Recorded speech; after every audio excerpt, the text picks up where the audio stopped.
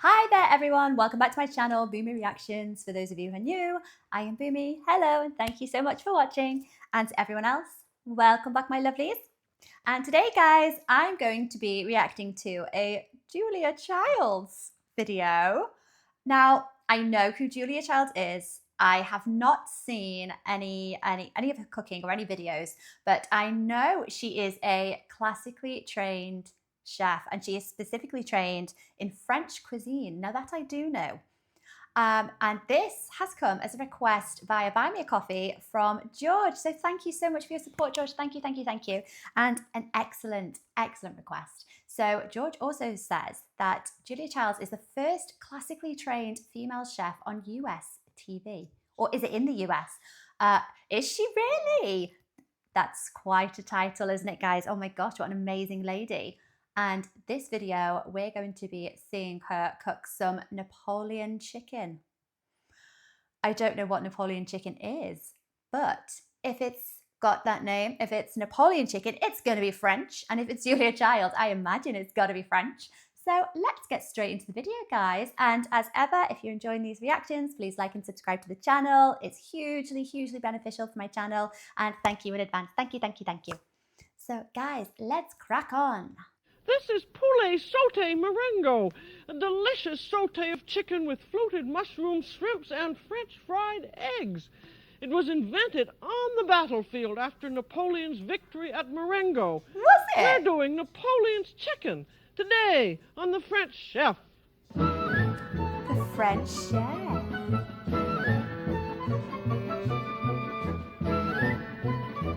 I love cuisine with a bit of a history behind it. The French Chef is made possible by a grant from the Polaroid Corporation.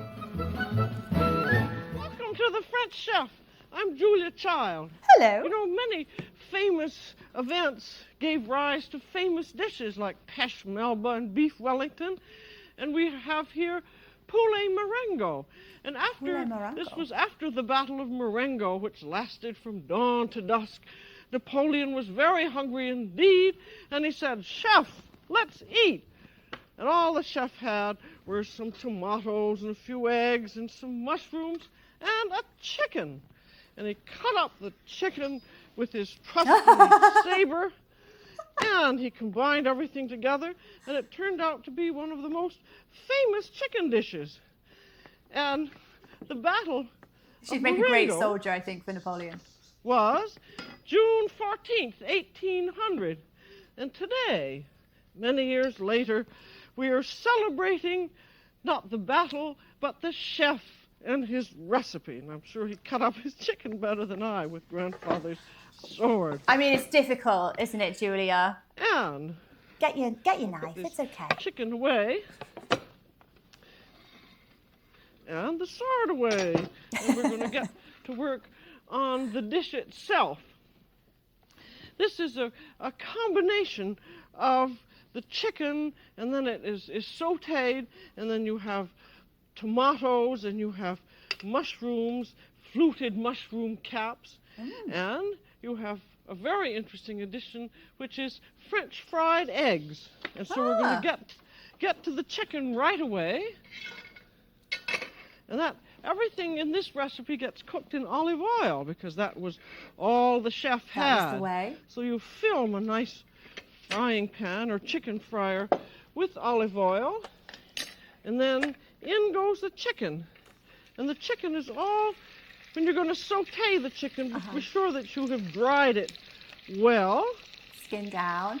And for this recipe, we have the advantage over Napoleon's chef because we're using all legs and drumsticks, like that. So I think we're going to have a better dish, really. And this is in my supermarket where I got these. These had been really disjointed.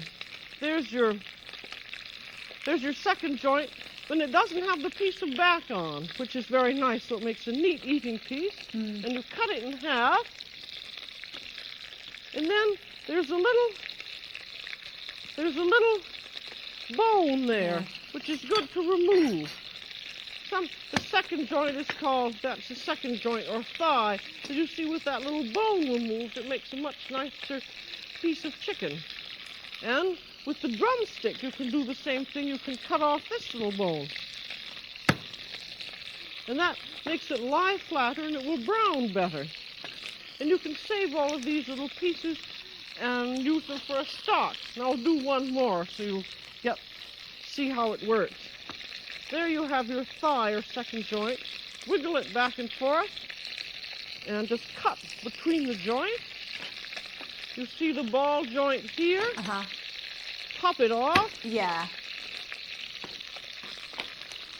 Do the same with the ball joint on your... It's a handy tip, isn't it, guys? Drumstick. So it lies flatter in the pan.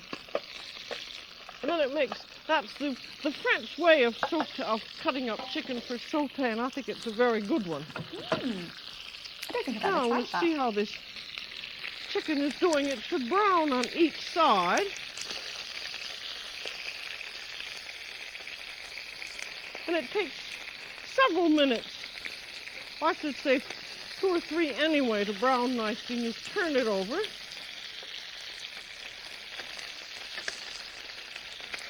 Let it brown nicely on the other side. This kind of a pan with the high sides is called a chicken fryer, and I think they're very nice. I've got me heat on high. I think over here they're called a sauté pan. I'm sure they're the same. Are they the same thing? They look very similar. It splatters a bit, but it browns better. See how that's browning. I don't think I've ever had a combination of tomatoes, mushrooms, and eggs. That's good. It's I should unusual. see with the sauté, you want to have it nicely browned and stiffened.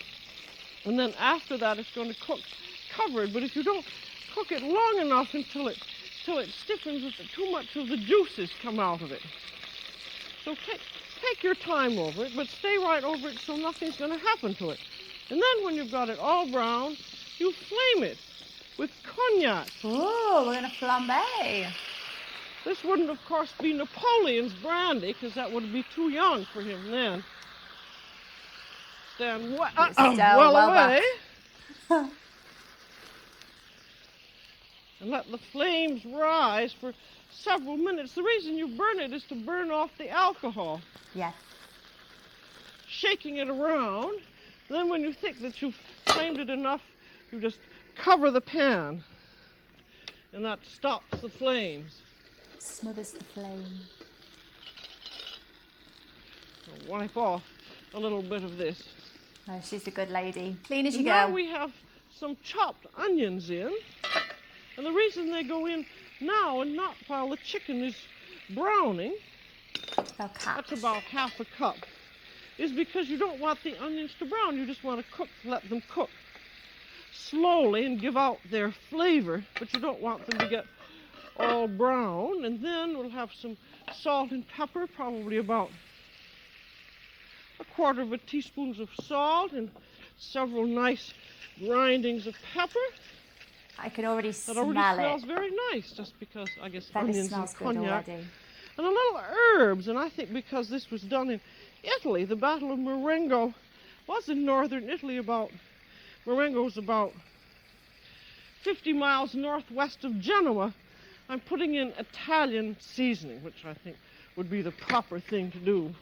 I think that's, yeah. And then this Would have pan been gets similar. covered, and it's to cook very slowly for about 10 to 12 minutes on one side and then 10 to 12 minutes on the other. So Italian seasoning, so it's dried, a little bit of dried thyme, dried oregano, or oregano as I would say over here, and maybe some dried marjoram.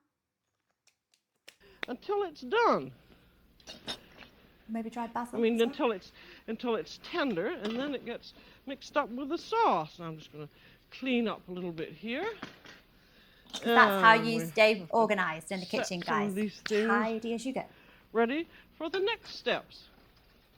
And we're going to get now ready the garnishing. And the garnishing can be done while the chicken is cooking. As you see, because Napoleon was so hungry, you're not going to have terribly elaborate dish, but it's going to be very good. and unusual. And we have to have the tomatoes, and the tomatoes have to be peeled, so Okay. drop them for 10 seconds in boiling water or turn them over a gas flame to loosen the peel. Then it's to be cut in half. I should have a little cutting board here. Then this is going to be the familiar tomato peeled, seeded, juiced.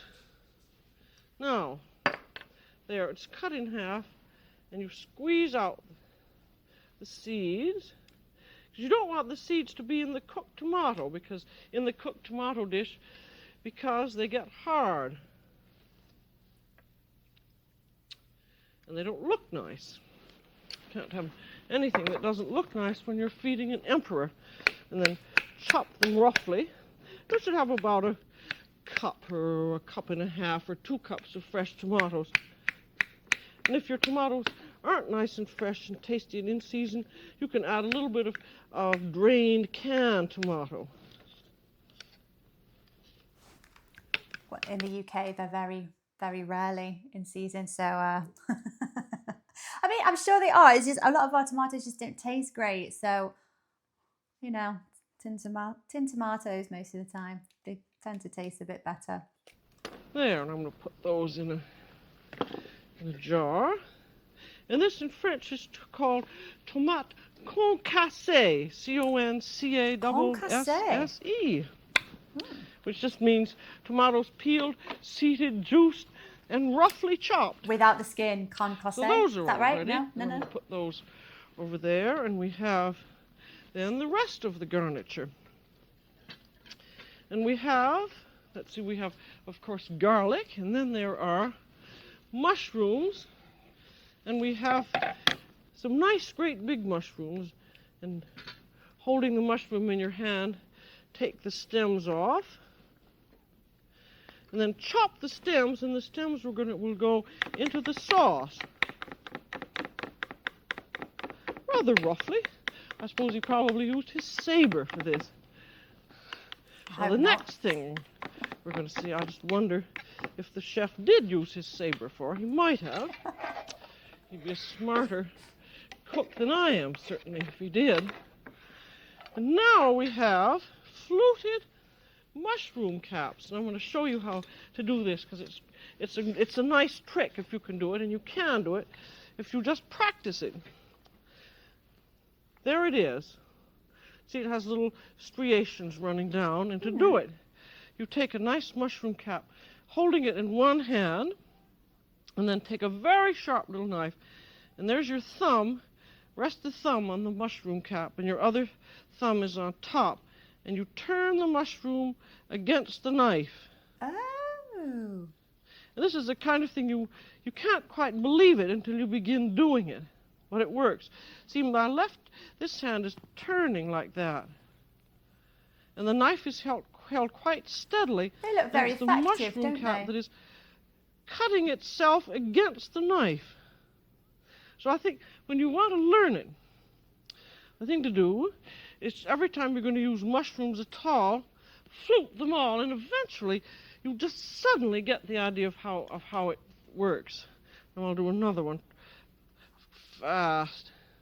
I learned to do this because that famous cook Dione Lucas, who was, I think, the mother of French cooking in the United States, is a whiz at mushroom turning, and I just said, well, if she can do it, so can I. I think she does it much neater than I do, but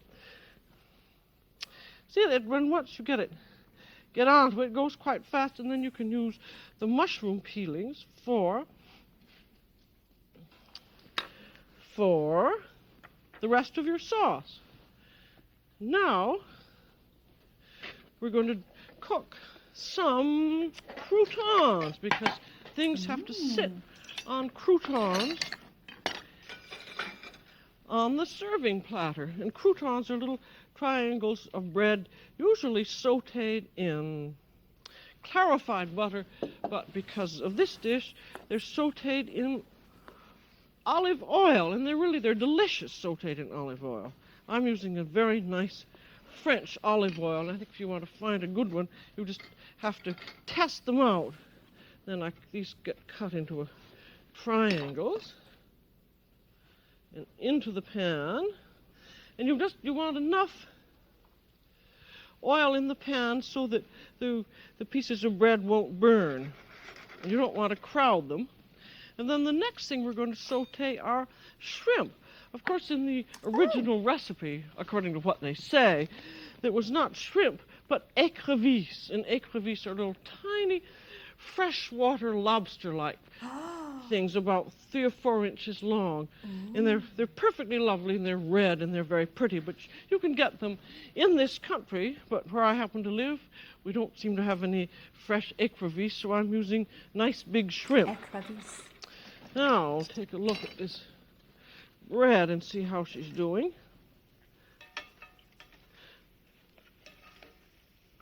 This is not quite as brown as it should be. Mine was just going to saute enough for you to get the idea, but you want to keep your eye right on it, because they can brown awfully fast. Very quickly. So I'm going to take these out, and I'll show you how they're supposed to look. Just like that. You see, just lightly brown. And then when they're done, you take them out and let them drain on paper towels, and then you can heat them up in the oven just before you're ready to do them. You'll find that they're just delicious. They are very crisp and nice and have a lovely flavor. And now, after that, we have the shrimps, which go into the pan. And these, I'm just going to saute right in the olive oil. Are these the same type of shrimps, guys, that you would use for, is it the Louisiana broil? Right? That is the right thing. The seasoned, flavoured shrimps that you have to, like the Jolly Boys, that's the only reason I know, is one of the Jolly videos, and they were sucking them out through the head, and they get all the seasoning. That's the right thing, isn't it? Is this when she said I forgot what she's even called them now, the little lobsters that she said would have been used in the original dish. Is that the same one that they use for the Louisiana broil? Let me know in the comments, guys. I'll turn that down a little bit. I think actually this is one of the nicest ways to cook shrimps.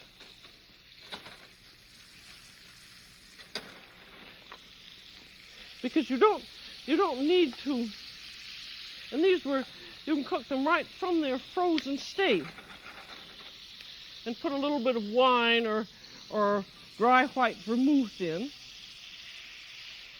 I use either white wine or dry white vermouth. And I think if you can't get the right kind of white wine, and you've got to test it out yourself and try them all, it's supposed to be dry, and it's not supposed to have any, as they call, a foxy or over-pronounced taste. And if you can't find the right kind of white wine that's reasonable, use a good dry French vermouth. And then there are the shrimps, and that only just takes a few minutes. And then into the pan go the chopped mushroom stems and the tomatoes. Okay. And we have to also have some garlic. And I'm going to put them in with the garlic press. At about 1.5 to 2 cups of tomatoes there. I think I'd be tempted to cook the mushrooms off before adding in the tomato, because they release an awful lot of liquid, don't they, as they cook. So I like my mushrooms to be quite cooked. I don't like them to be I don't know what the word is, like wet. You know what I mean? And then I think I would add the tomatoes after, because it's introducing another wet, liquidy ingredient. That's just a preference, though. I think that's just me. But I really think the fresh tomatoes, I much prefer. I think if you use the too much canned tomato or tomato puree, you get too strong a taste, and it's not supposed to be a strong Italian Quite taste. acidic, It's a can't French it? taste. A little tiny bit more of this Italian seasoning and some salt. It's always best to season each element as you do it. And then these should cook. I think they should cook covered for 4 or 5 minutes to get for the tomato juice to exude. And then as soon as the tomato juice is exuded, you take the cover off the pan and let them cook for about 10 minutes longer until the tomatoes are soft and the juice is practically all evaporated. So I'm going to put these off to the side. Now we have the loaded mushrooms, which are to cook in a separate pan. And they go with some butter and a little white wine and some salt. And you can use the little white wine because they need a little bit of acid to keep them white. Okay. In they go, and they just simmer for about 4 or 5 minutes. I'm loving the volume Just of until white they're wine soft. in this. If you cook them too much, Definitely going much to be or one of too the flavours fast, that carry across they the begin dish. to flatten out, and rather than having a look like that, they spread out like a flat umbrella, and then they get covered, and when they're done, they look just like that. The mushrooms. Let's see. See, they're not overcooked. I'll put these over here. They do look nice, Now don't we they? have The one of fluted mushrooms. the stranger and more interesting elements, which are French fried eggs. I think I've got a little bit too much oil in there. And this is, again, olive oil. And this is hot olive oil, and they're going to poach in the oil rather than in water. Okay. Now, you break the egg, and then in it goes into the olive oil, and you turn it around. Now this sounds like an odd way to do eggs, but you're going to find that it's very good.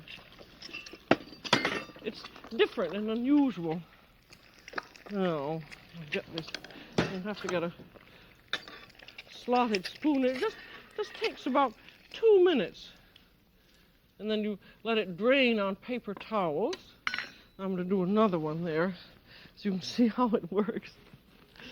If you have really very fresh farm fresh eggs, just like, I'm going to drop one right in and see how that seems to work really just about as well. But the fresher the egg, the neater and nicer it's going to look. Just like egg poached in water, it's going to look. Yeah. Woo, look at that big balloon.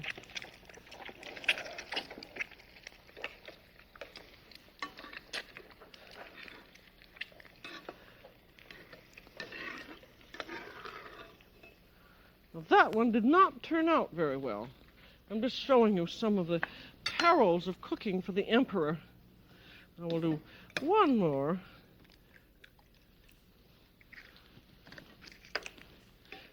And that could be just a little bit hotter.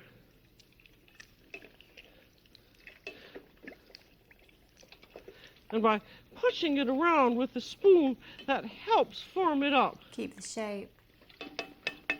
It's very hard to get a spoon that things won't stick on. Is there a reason why you would poach it this way instead of, say, just frying it in a bit of olive oil? There.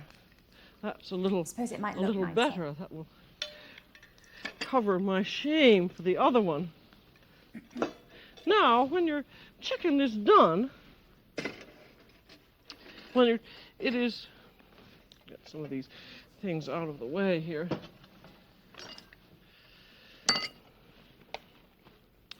You feel it, and when you poke it, the juices run. Yeah. The juices run clear, and when you press it, the chicken feels tender. And then you take the chicken out, and put your tomato sauce in and boil that down. And I think this is one of the very important things is, I don't see me doing this very fast,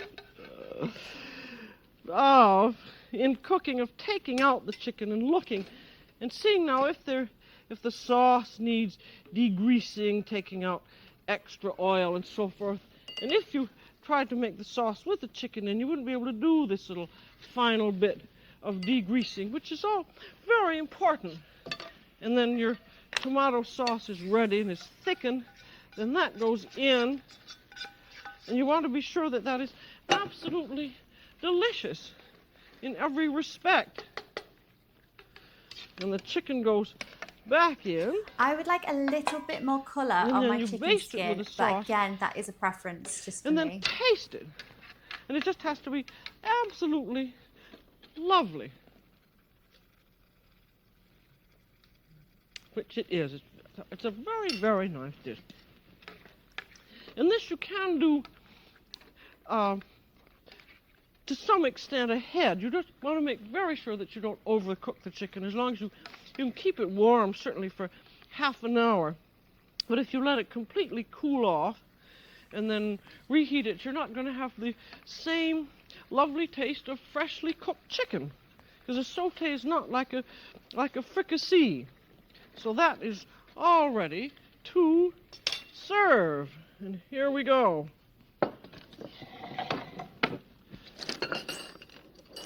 Let's clear the decks here. And we have a serving platter and the croutons and the eggs. And I've got the mushrooms. I love croutons. And we have olives and parsley and shrimps. And the chicken goes onto the platter.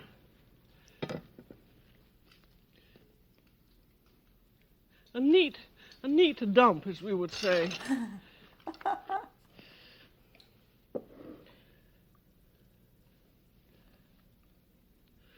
Basting the pieces a little bit with the sauce so it's nicely distributed around.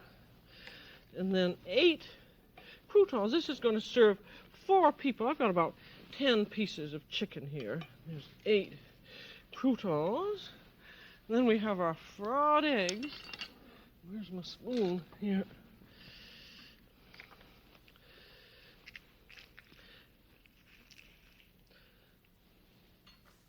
And then an egg on every other crouton. They do look nice, don't they? Find this poached eggs. odd at first. I thought it was odd when we first heard of this dish to have this kind of eggs with the chicken, but you find that it's just delicious with the sauce. It's just a very good idea. So this chef was very well worth celebrating. And then 3 shrimps apiece, or if you had whole écrevisses, they would be rampant, sticking with their heads out like that over the plate and their claws rampant. There we have the shrimps, and then we have olives. Olives, okay. Karam, the great chef, of course, put truffles on, but truffles are not in season in June, which is the date of the Battle of Marengo. And there go the fluted mushrooms and just a little bit of parsley on each egg for color. Now, I think that's a very pretty arrangement. I think Napoleon was a lucky chap to have such a good dinner. I'm such an inventive And chef. we're ready to serve this chicken Marengo.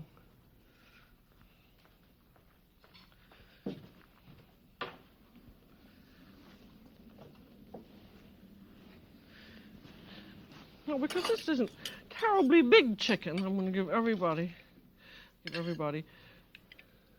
2 pieces to start with. Then they'll have 1 piece for second helpings.